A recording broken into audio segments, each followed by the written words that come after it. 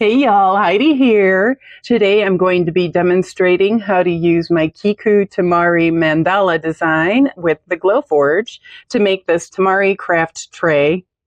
In the Designs folder, open Bases, Solid Base SVG. Set the size to 10.75 inches and center the design on your material. Send it to the Glowforge. This is the first time I'm using this specific material. I got it on Amazon, and honestly, I don't recommend it. It's a normal 1/8 MDF, but it doesn't cut on the first pass with the Glowforge, and I've never had that happen before. I tried slowing it down, but that always makes me nervous because I'm afraid it's actually going to catch fire because it's spending too much time in one place. I ended up going with 2 passes on everything, but it ended up leaving a lot of soot on my material, which I will have to deal with later. Next, we're pulling in from the separated layers directory. We're pulling in outline Kiku SVG.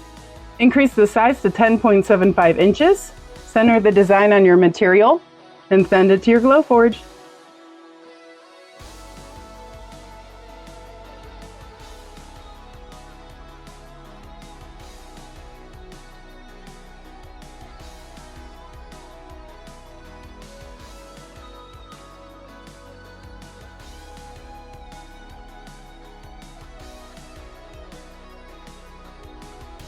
Finally, we're going to cut the border base. So you want to go back to the bases directory and pick border base SVG. Set the size to 10.75 inches. Center the design on your material and send to the Glowforge. We're actually going to be making the border pieces 10 times. So that's going to make up the sides of the tray.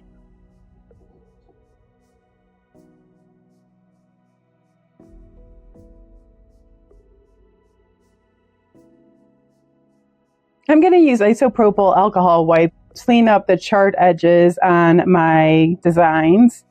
Like I mentioned before, it is a little bit worse than usual because I had to do 2 passes. You want to remove as much of the charred edges as possible because, first off, you're going to be making a mess of yourself if you're handling all of these pieces. But another reason is that when you're going to paint later, the paintbrush inevitably is going to hit the side of your pieces, and what happens is it picks up some of the soot and it drags it onto your painted surface and leaves a big old streak. So that's definitely undesirable. You don't want that. So just try to clean it up as best as you can. You're not going to be able to get all of it off, but at least it won't be as bad.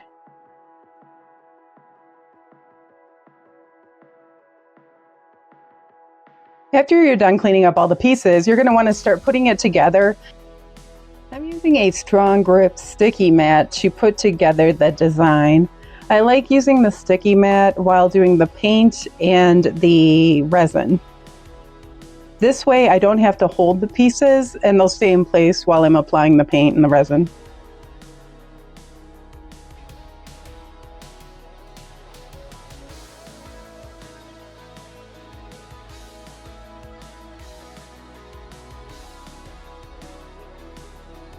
I'm going to apply the cream color as the base across the entire design. It's the lightest color that I'm using in my design. That's usually what I use just for the base color. And I'll just use a sponge brush to quickly paint it over the entire design.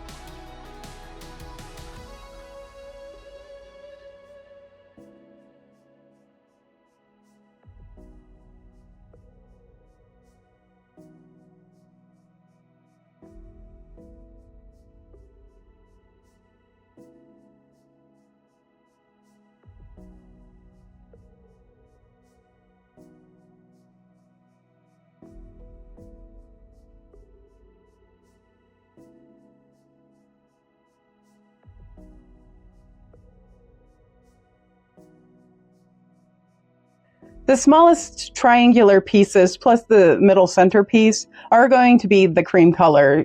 Even though they're already the final color, I do paint them again with the paintbrush because I find it leaves a better surface than the sponge brush does. Next, we'll be painting the green section. I apply 2 coats of every color. Next up, we're painting the blue section.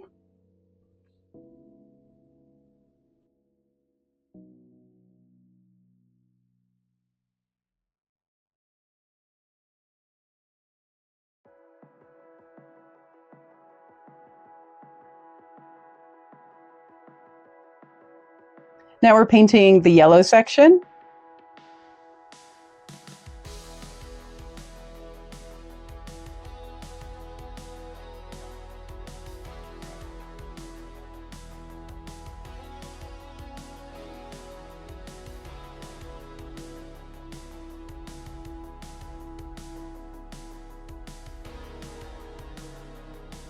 The light yellow section I achieve by mixing the yellow and the cream together.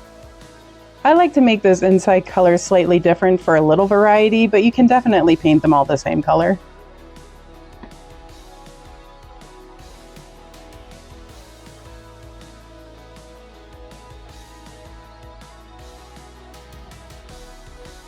And finally, we're painting the orange section.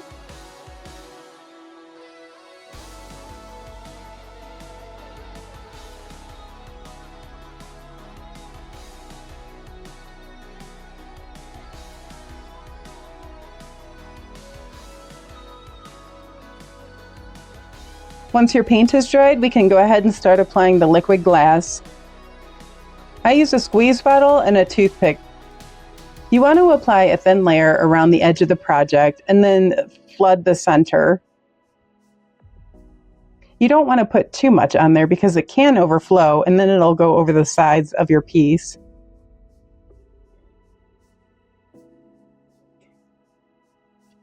Use the toothpick to push the resin all the way up to the edge of the border.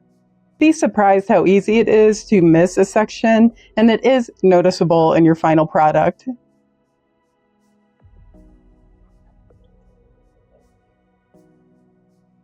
Make sure to pop any visible air bubbles with your toothpick along the way.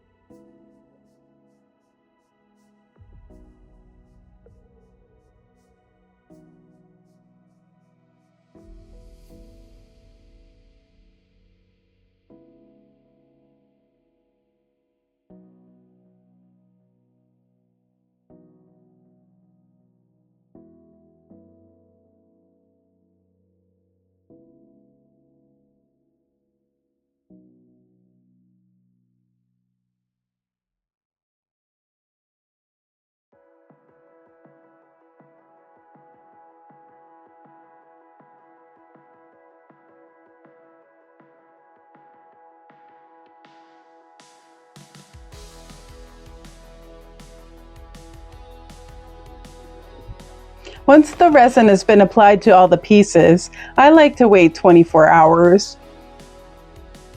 I believe you're able to handle it in probably, I would say, about 12 hours, but I would rather be safe than sorry because if you handle it too soon, you'll put a fingerprint in it and you won't be able to get that out. Dry time will vary depending on your environment, so the temperature and the humidity. By giving it 24 hours, I think it's pretty safe that it should be dry in most circumstances. Next, we are going to put the border pieces together.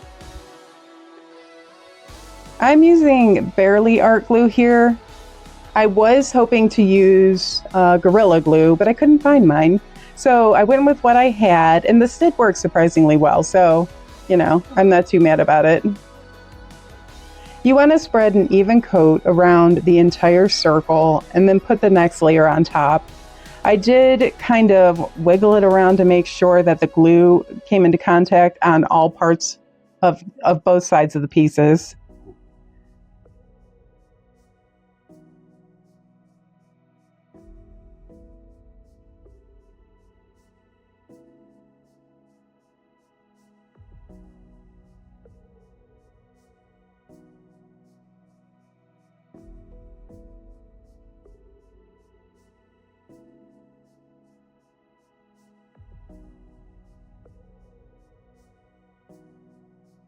We're going to continue to apply glue and stack them until we've got all 10 of them put together. And then I'm taking a damp cloth and I'm just wiping the excess glue off.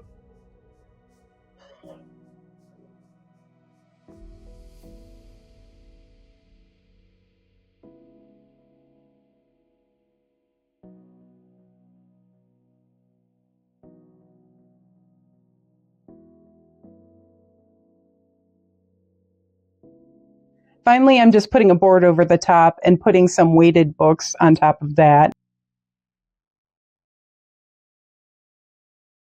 I'm going to let this sit overnight to make sure the glue fully dries. We're just going to quickly sand around the outside of all of the pieces. I'm doing the design and the base first.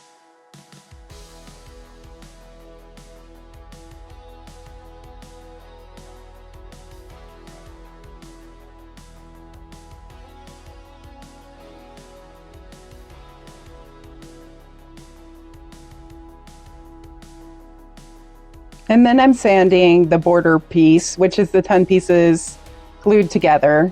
I'm just using a 120 grit here.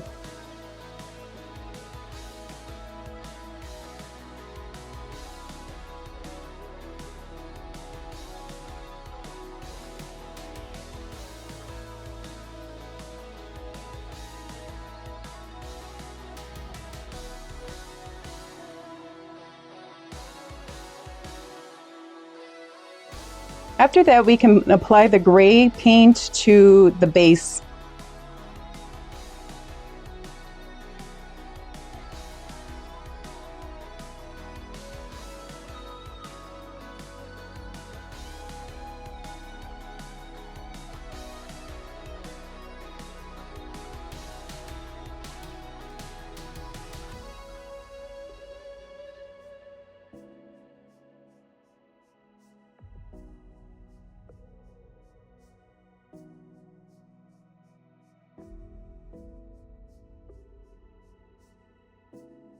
We're also going to paint just the rim of the design. The interior of the design, we're going to apply a different technique to.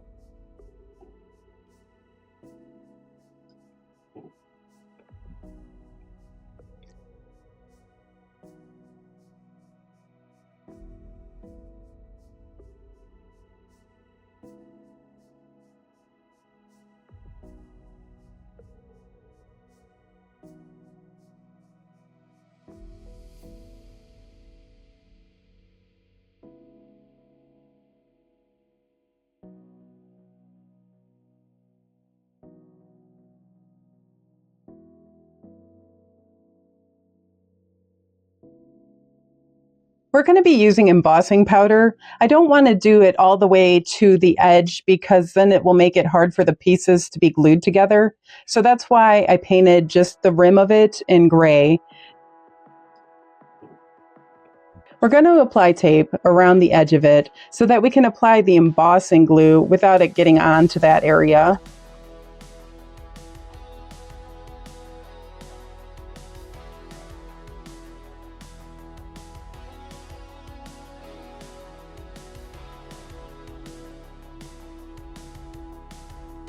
Once the tape is secure, we'll just stamp the embossing ink all over the design.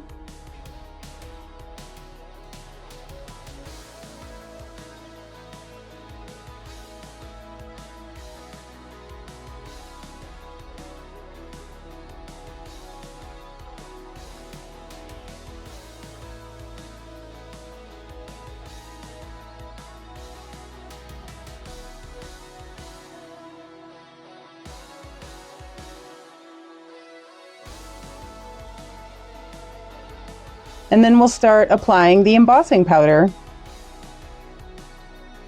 You want to make sure you get a nice even coat all over the design.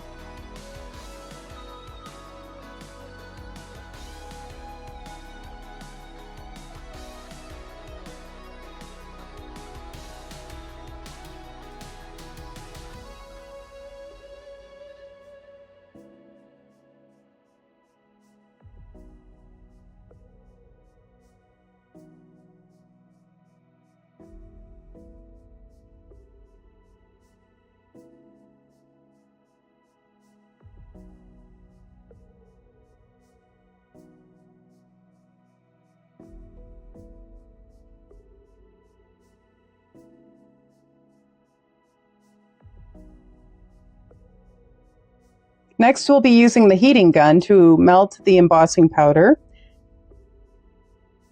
You can tell when it's done because it becomes like a solid area and it's shiny. It looks really cool. It looks almost exactly like stained glass leading. I love using this stuff. It's so cool.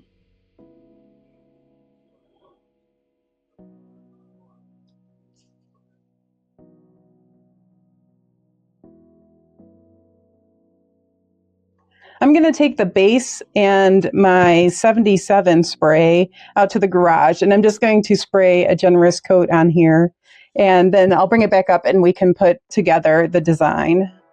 So the first thing we want to do is put the outline design onto the base. This glue doesn't allow a whole lot of repositioning, so you want to make sure you're pretty close as you're putting it down. Check your edges to make sure that it's lined up. And next is the funnest part. We get to add the resin painted pieces, and this is so much fun. It's like putting together a puzzle and the design starts to pop and it's just amazing.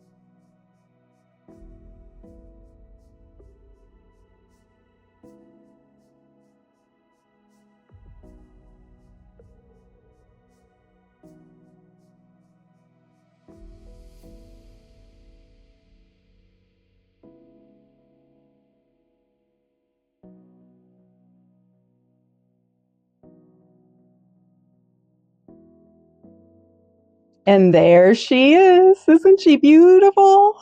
Now all we have to do is glue the side, like the rim of the tray to the base of it. And we're just going to be using the same glue. And we're also going to put the board and the books on top again and let it sit overnight just to make sure that it's secure. This little tray is perfect for holding all of my Temari supplies while I'm working on a new Temari ball. It's so cute. I love it.